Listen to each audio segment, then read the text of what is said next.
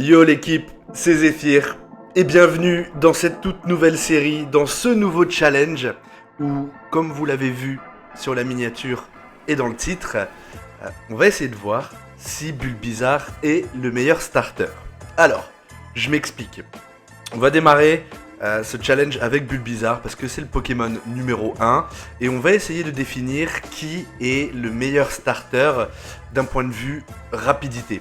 On va pas ici rentrer dans le débat du Salamèche, Carapuce ou Bulbizarre, chacun a ses forces et ses faiblesses. Par contre, on va essayer de voir avec lequel de ces trois starters on peut finir le jeu le plus rapidement possible.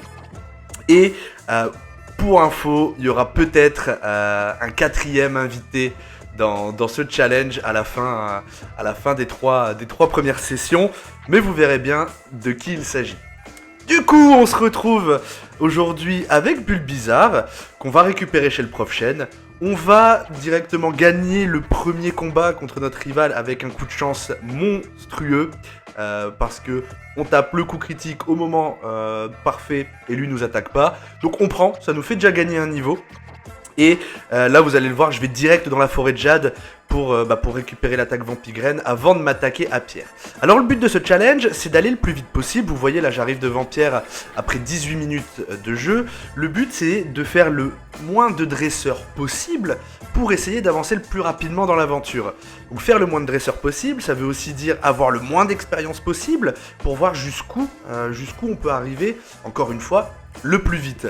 Donc là, je vais directement voir Pierre sans passer par les dresseurs. Je fais le dresseur obligatoire de la forêt de Jade, bien évidemment. Je vais pas faire le rival alternatif et je vais direct voir Pierre au niveau 8. La technique, elle est simple. Je fais Vampigraine et je bourrine de rugissement. C'est la plus grosse technique de pute de tous les temps. Mais à ce niveau-là, ils peuvent rien me faire. On voit que je récupère ma vie. Je perds quasiment pas de vie, hein, justement, contre eux.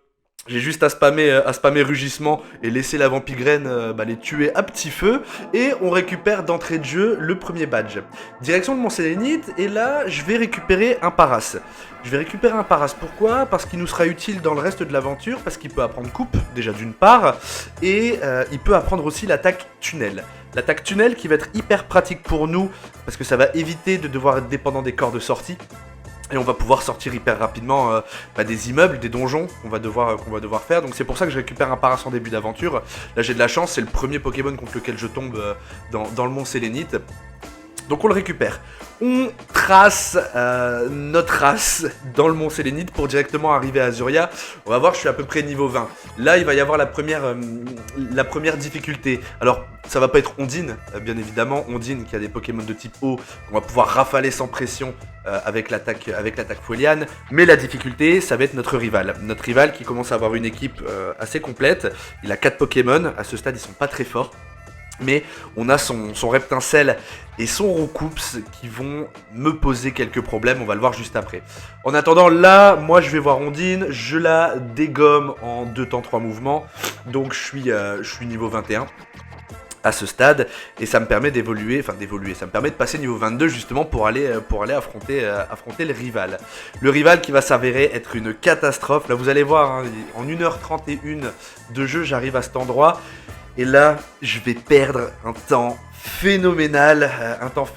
Pourquoi ? Parce que son Roucoups, c'est un calvaire. C'est un calvaire ce truc, avec ces putains de jets de sable, ça me fait perdre un temps monstre. Et avec la chance légendaire que j'ai, je vais me prendre tous les coups critiques de l'univers.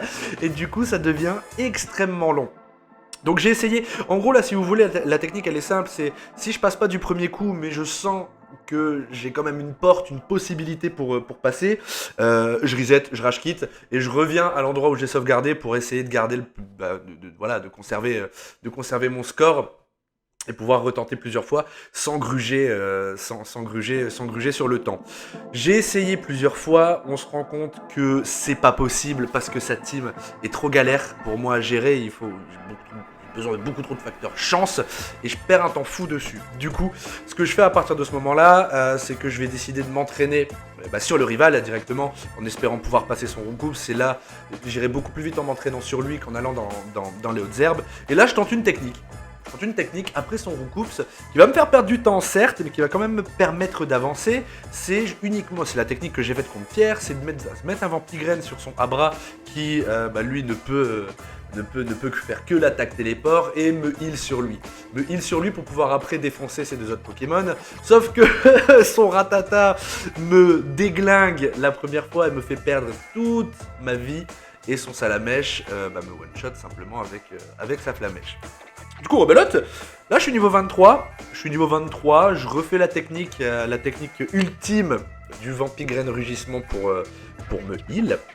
Et on va voir que cette fois-ci, je vais réussir à passer parce que son Rattata va m'enlever un peu de vie, mais pas trop. Il me reste 40 points de vie. On voit quand même que j'ai encore eu un petit coup de chance.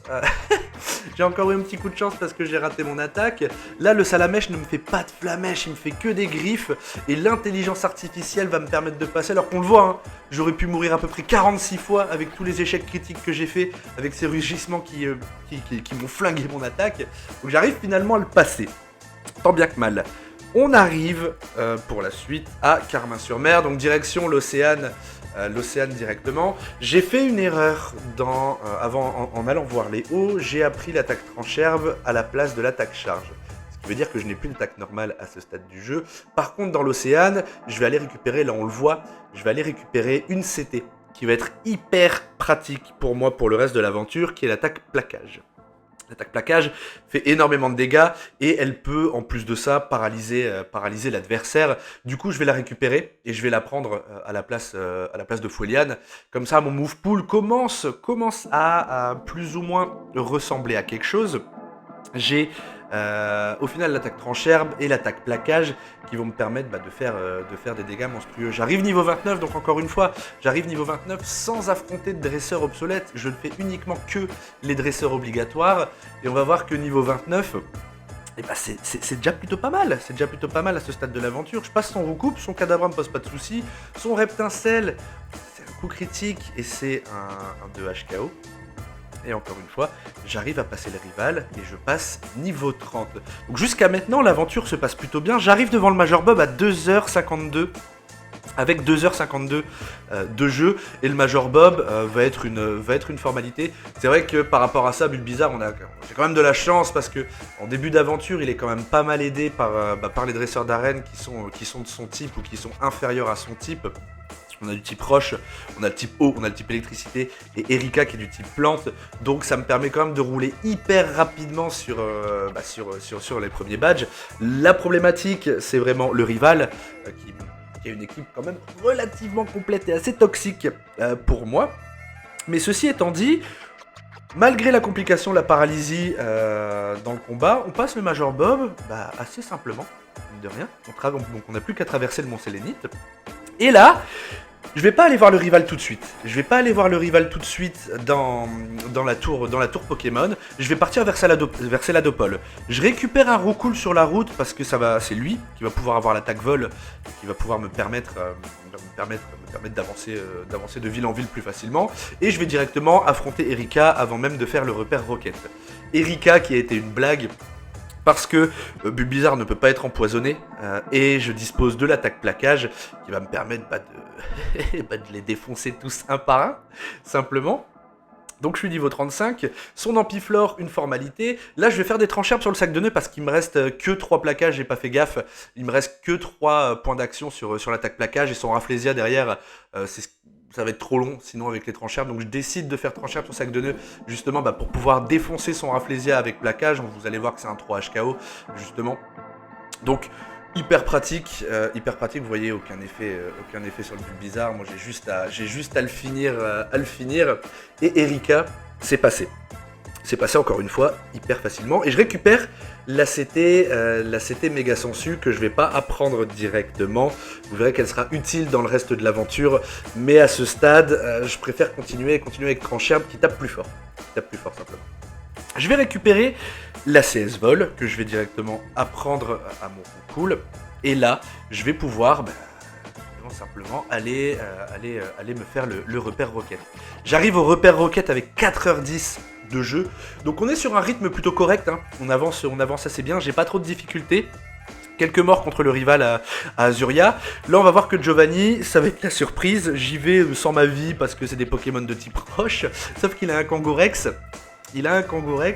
Et là, je me prends un morsure coup critique qui me dégomme. Même moi, je m'y attendais pas. Du coup, je reset. Encore une fois, hein, le but, c'est d'aller le plus vite possible. Donc je reset contre Giovanni en espérant éviter le coup critique de sa morsure, enfin de la morsure de son Kangourex pour pouvoir le terminer et continuer à avancer dans l'aventure. Donc voilà, on va voir, même là, on va voir quand même que son point comète a failli me tuer. J'ai eu pas mal de chance, hein, mine de rien, sur cette run, parce que son Kangourex a quand même bien failli me dégommer. Là, s'il fait pas un défense spécial, je passe pas. Mais bon, j'ai de la chance, on peut continuer d'avancer, et là, je retourne à ce moment-là à l'avant-ville pour aller affronter le rival de la tour Pokémon. J'en suis à 4h17 de jeu, donc tout se passe bien. Et on peut avancer tranquille dans la run. C'est dans la suite de l'aventure que ça va justement commencer à se compliquer. Mais on va voir que là, il va falloir user quelque part de stratégie. Et il va falloir être malin pour pouvoir continuer à avancer. Et à avancer de manière rapide, justement. Parce que le but, encore une fois, je le rappelle, c'est de finir l'aventure le plus vite possible pour déterminer lequel des 3 starters est le meilleur, simplement. Donc voilà, le rival au final ne me pose pas de soucis à ce stade, son E9 a été un peu chiant, mais bon, c'est pas ce qui nous posera le plus de problèmes. J'ai beaucoup trop de niveau d'avance pour ce stade de l'aventure. Le Kadabra va quand même me faire un peu mal, et non, c'est un one-shot, j'avais oublié que je l'avais one-shot, justement, et même sur Reptincelle, voilà, j'arrive à le terminer avec 13 points de vie. On passe le rival numéro 4, 4h21 de jeu, et on va pouvoir poursuivre l'aventure. Voilà, merci d'avoir regardé. En tout cas, si ce nouveau défi vous plaît, n'hésitez pas à liker, commenter, partager, à me soumettre vos idées. Et nous, on se retrouve très vite, justement, pour la suite de l'aventure. Ciao!